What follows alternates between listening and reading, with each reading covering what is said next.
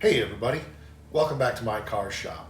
Today we're going to be having a brief discussion about the state of the hobby and some of the things that I see that have been happening over the last 30 years.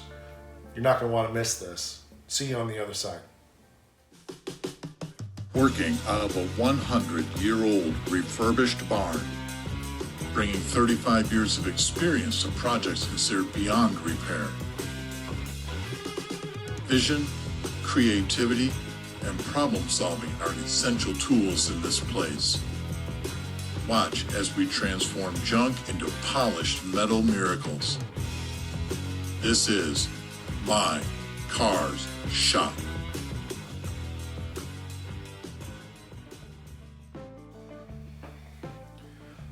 As is often the case, I don't plan a lot of what I'm going to do for an episode ahead of time, even though I do have a whiteboard over in the corner where I write down ideas.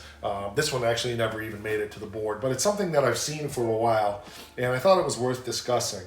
I've been involved in this hobby for 40 years, many of those years professionally, restoring cars in hot rod shops as well as owning my own shops. I've done over 100 cars myself. I've lost track whether it's partials or complete. So I've been around this stuff for a long time. Actually put myself through college working in a hot rod shop as an engine builder, and this is actually where I learned to do body work and some fabricating. So I thought I would share just a few observations that I've had coming from somebody who some might consider to be an old fart. I'm not really an old fart, but I do smell like one, so that's all good. Back in the day when we were doing a lot of this stuff, you didn't have many options for parts. You either had to make things, when I'm saying back in the day, I'm meaning back in the 80s. You either had to make things, you had to find used parts to replace the damaged parts on a vehicle. There was a lot of things that weren't available. Even in recent years, I know I did a 71 Super B big block 4-speed car when I was working in a local body shop, local hot rod shop, and the quarter panels weren't available, so we had to take, I think it was 73 Charger quarter panels that were available. I had to dolly out the body lines, recrease the body lines into it to match the factory. Turned out really, really nice. But the parts weren't available, so we took new parts because we couldn't find anything used, and we modified them to work. And I think in many ways that is an art form that's getting lost. Part of the reason I'm doing the Challenger this way is to demonstrate that things don't have to be done the way everybody says. And I know I come under a lot of criticism for that, and quite frankly, I don't care. I'm not proving anything to anybody really, but I'm just making a statement that says there are other ways that things can be done if you get creative, if you don't have a lot of money. There's another episode that I'll stick up here called $75,000 to repair the Challenger. I can't afford that. I suppose this episode kind of springboards off of that. I would never intend this channel to be a how to do this work. Rather, it's a demonstration of how I do a lot of these things. If you don't feel comfortable doing those things, then by all means, don't do them, because it's possible that it won't work out. I've been doing this a long time, and obviously I wouldn't be wasting everybody's time. I wouldn't be wasting my time, most importantly, doing this car the way I'm doing it. We've dubbed this car Stitches in a recent episode. That's what it's going to be known as from now on. It's Stitches, the 70 Challenger, and it's because that's what I'm doing, is I'm just literally stitching the car back together. We addressed in another episode what will happen if this frame isn't strong enough and what plan B is. You can go back and find that. But I really want to just talk about how it's the same thing that I was a certified mechanic, still am actually a certified mechanic, and I have been since the 80s. And just really want to talk about the trends that I see that have happened in the restoration industry, that I see happening in online forums, as well as what I saw happening even as a professional mechanic all those years ago when I was working in the shops. People aren't diagnosing and repairing things anymore. They're just replacing parts. And I see that's really to a large degree what's happening, particularly in the online communities. And there's nothing wrong with that. I'm not criticizing that, but it's kind of become the standard that everybody expects. And people don't realize that there are other ways. A lot of this fabricating stuff is becoming a lost art form. There are other guys out there on YouTube who are doing this kind of stuff. So I'm certainly not saying that what I'm doing is innovative by any means. What I'm doing is crude. I know that. I'm not a fabricator and I don't play one on YouTube. I'm just a guy who doesn't know any better, who fabricates stuff. So I want to make that clear. I do not consider myself to be any gifted fabricator. There are guys out there, Gene Winfield is an example. The guy is absolutely a genius at fabrication, and I'm in kindergarten compared to his postgraduate work, so I know that. But yet a guy with moderate skills, some mediocre tools can do a lot, and I think we've lost sight of that. There's a lot of parts replacing that goes on, and further, there's even more. What bothers me is there's no longer any technical or critical thinking that goes into anything as far as automotive repair in general. I was on a forum the other day, and somebody had posted a question about having no compression in their engine, and there was a list of about 50 answers of what was wrong, and I'm standing there saying, how the hell can you even diagnose something online when you're not there looking at it and not offer any diagnostic procedure at all? It's this, it's this, it's this, nobody knows what it is. The guy that owns the car doesn't know what it is. Why are we not saying, do some diagnostic procedures? Let's check valve timing. Let's check valve lash and make sure there's clearance. Back the valves off and see if you get compression. I mean, there's diagnostic procedures to go through. And I see that on a daily basis on so many of these forums that we're just throwing parts. You need to get new rocker rims, you need new push rod, the cam is shot. That's not helpful. It's confusing more than anything to people who are trying to get into the hobby, and it's overwhelming to people who are trying to get into the hobby because it becomes just about spending money. And there's so much money that's spent that's unnecessary. We look at a car like this 26 Oakland, and the owner's manual for this car would talk about how to adjust the valves and how to check the timing and how to adjust the carburetor. And you read an owner's manual for a modern car today and it says, don't drink the battery acid. What does this world come to? It's ridiculous. I know that we live in a different world, and it's easier, we're in a disposable society, and it's just easier to throw money at something than to throw thought at something. I do understand that. But by the same token, in the automotive hobby, we're scaring away a lot of people because they can't afford it. It's too much. It's too big. They don't have the skills. They don't have $100,000 worth of tools. They can't spend $1,500 for a rear frame section to put into a car like the Challenger. On and on it goes. And I think that's really to a detriment if we're going to see this hobby continue. We've been very fortunate in the last 20 years to see so many of these parts become available. But my question is, how much longer are they going to be available? And what's going to happen in the hobby and in the industry if we don't show that there are other ways to do things? I suppose I'm becoming a curmudgeon in many ways, but it's vexing to me, and I really am concerned about what that means. As I've said, we've been in a world for the last 20 years or so where more and more and more parts are becoming available for these cars. Some of these cars you can literally build from scratch. I'm pretty sure the Charger is a car that you can buy just about everything structurally to build a car from the ground up and never have to have an original part except for maybe the roof, and I'm not even sure that's true on the Charger. There was a series on one of the channels on YouTube that I watched where they pretty much did that. They replaced almost every single part on the car because it's all available. My 47 Ford, it's unbelievable how much is available for that car. But my question is, how much longer are these things going to be available, and then what? What are we going to do when these parts are not available? So I think it's appropriate for us to have the conversation and say there are other ways than what so many people convey, what so many people say, and I just want to encourage you to figure it out. That's how I've learned all this. Nobody taught me any of this, and every car that I do, I can go back to the 68 Charger, or excuse me, the 68 Dart GTS that you've seen in the intro to the show. We've not done many episodes on it. There's going to be more coming. When I tubbed that car, I used the factory frame and narrowed it 18 inches. I had no idea if that was going to work because I took out all of the structural integrity that was built into the car through the wheel openings and all of the floor pans and things, and built all of that over again. I didn't know if those frame rails were going to be strong enough. Yes, that had a cage in it, but I remember the first time I took that car out, I was fairly young. I was in my 30s.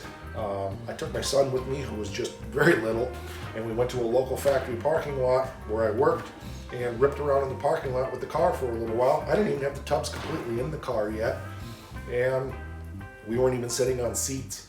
And we drove the car around to find out if it was going to work. So there's always that question, is this going to work? But isn't that part of the excitement of building something, of trying something innovative, of trying something different, of doing something nobody else is doing, and the satisfaction if it works, and if it doesn't? If this doesn't work, I'm sure it's going to. But my point is, if this doesn't work, what am I out? Some time. I've got very little money in it.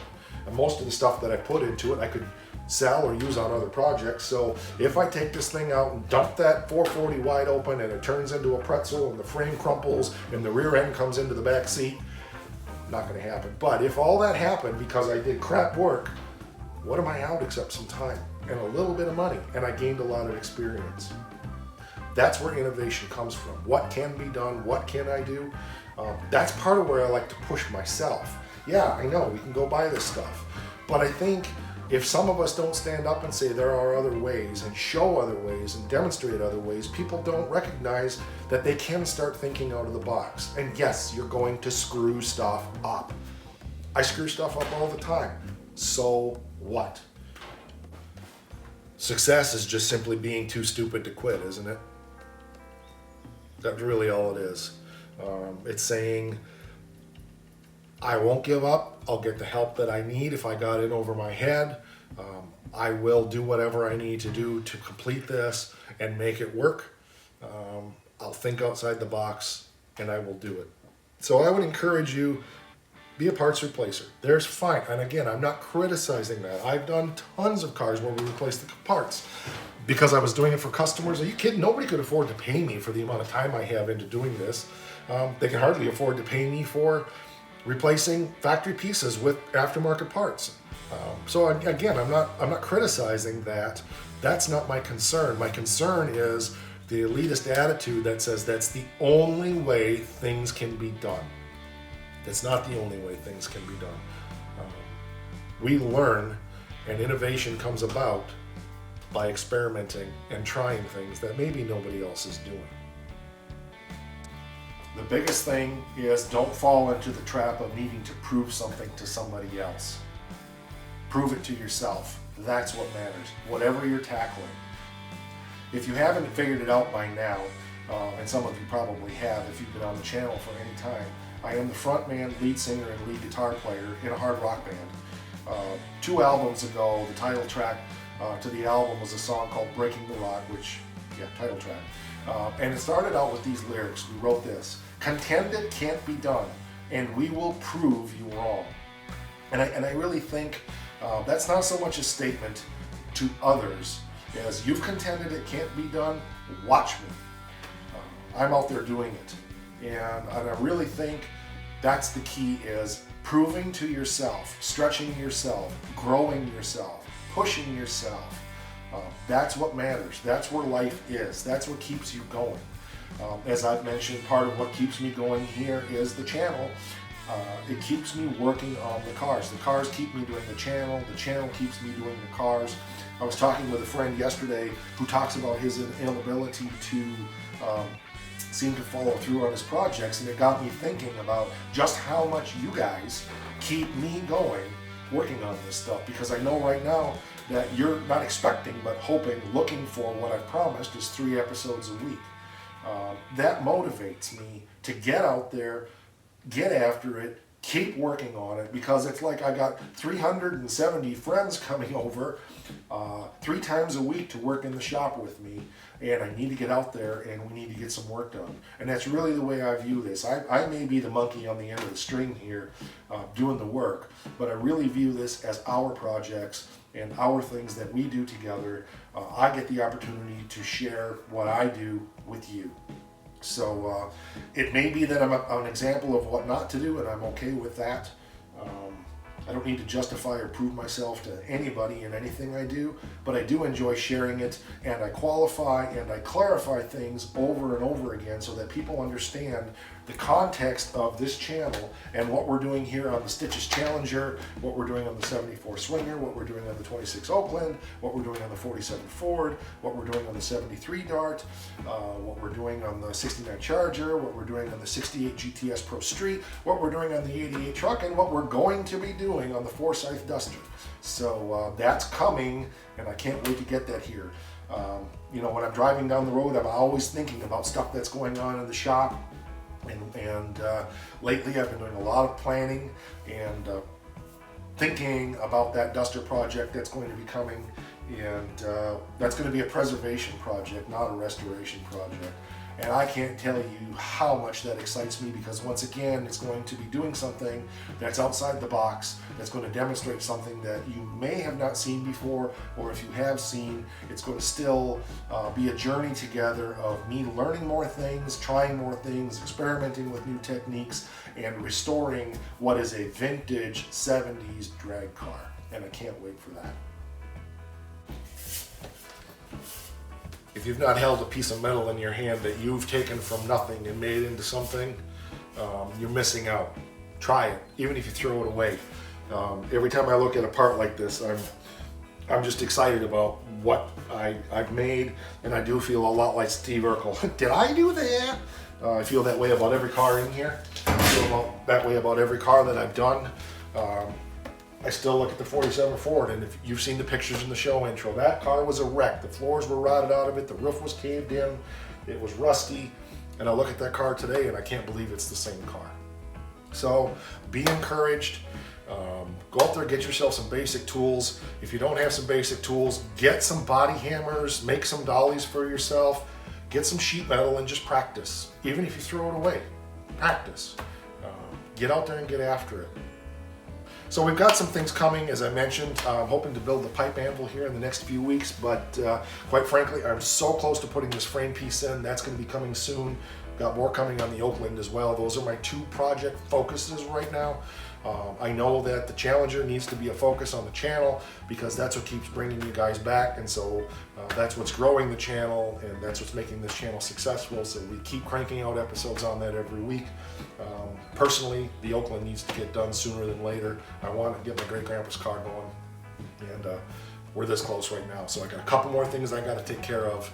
I'm waiting on some parts to come, and we'll be back on that Oakland soon. So if you haven't seen those episodes, check that out. It's a fun little project. My great-grandpa bought that car brand new in 1926, so it's fun to be putting that car back together and firing it up after 75 years of sitting. That's all I have for you today. I just wanted to share some thoughts. It's not really a tech tip, but I'm going to dub it a tech tip video. I just really wanted to share that whole mentality that I see dominating the industry, and try to get you thinking outside the box and thinking differently. Some of you have been here a long time and you're already getting that, but a lot of you are new, and I just thought it was worth circling around and visiting this. If you haven't subscribed to the channel, why not? Just do that right now. Just hit that, smash that down in the corner, down here. There's that little bitty MKS logo. Just smash that. That'll get you to subscribe to the channel. I really would ask you to do that, because most of what we do here is hands-on, taking flat pieces of metal and turning into stuff. You can peruse the channel and find a lot of that going on. There's obviously a lot more coming. We're really close to turning some big corners in the Challenger project. So go ahead and subscribe to the channel and hit the bell for notifications, because that's to your benefit. We're turning out episodes 3 times a week, Fridays, Tuesdays, and Sundays, and doing the best we can to keep that schedule. We have been for quite a while now, and there's more coming. Right now, there's a lot more film in the can.